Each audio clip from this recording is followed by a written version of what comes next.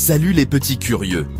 Accrochez vos ceintures, on part pour un voyage extraordinaire aux confins de notre système solaire, là où règne Neptune, la géante glacée, vous savez, cette planète mystérieuse, enveloppée d'un voile bleu profond.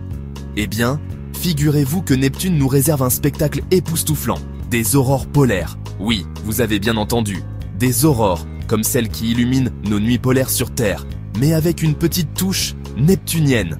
Imaginez un peu, des vagues lumineuses, scintillantes, dansant dans le ciel nocturne de Neptune. Un spectacle féerique, invisible à l'œil nu, mais que le télescope spatial James Webb, notre tout nouvel œil dans l'espace, a réussi à capturer. Alors, prêts à percer les secrets de ces aurores lointaines, en route pour une aventure scientifique passionnante. Mais d'abord, petit rappel pour les terriens que nous sommes, c'est quoi au juste une aurore ? Imaginez notre Soleil, cette énorme boule de feu, qui envoie en permanence dans l'espace des particules chargées d'énergie. On appelle ça le vent solaire. Quand ce vent solaire arrive près de la Terre, il rencontre notre bouclier protecteur, le champ magnétique terrestre. Ces particules chargées, déviées par le champ magnétique, entrent alors en collision avec les gaz de notre atmosphère. Et bam, c'est l'embrasement.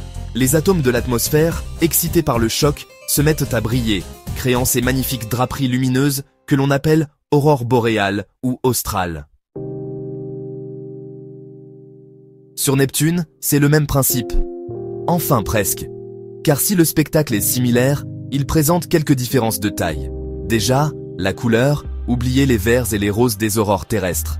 Sur Neptune, place à un bleu électrique intense. Ensuite, la localisation. Sur Terre, les aurores se concentrent autour des pôles magnétiques, formant des ovales lumineux.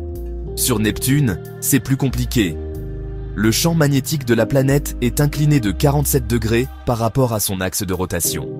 Résultat, les aurores neptuniennes ne forment pas d'ovale, mais des arcs lumineux, parfois discontinus, qui serpentent à différentes latitudes. Une véritable valse lumineuse. Mais comment observer ces aurores neptuniennes, cachées dans l'obscurité glaciale des confins de notre système solaire?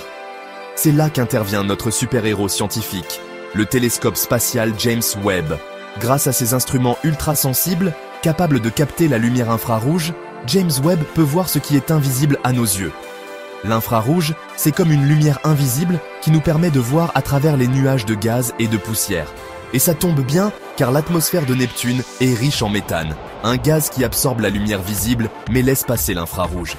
Grâce à James Webb, nous pouvons donc admirer pour la première fois les aurores de Neptune dans toute leur splendeur. Mais ce n'est pas tout. Les observations de James Webb ont permis une autre découverte étonnante, la présence de trihydrogène, une molécule rare, dans l'atmosphère de Neptune. Le trihydrogène, c'est un peu comme un puzzle à 3 pièces, 3 atomes d'hydrogène liés entre eux. Sa présence dans l'atmosphère de Neptune soulève de nouvelles questions sur la chimie complexe de cette planète géante. D'où vient ce trihydrogène? Comment est-il produit? Autant de mystères que les scientifiques s'efforcent de percer grâce aux données précieuses récoltées par James Webb. Une chose est sûre, l'exploration de Neptune ne fait que commencer et promet encore de belles surprises. Alors, restez curieux, les petits explorateurs, car l'univers est rempli de merveilles à découvrir.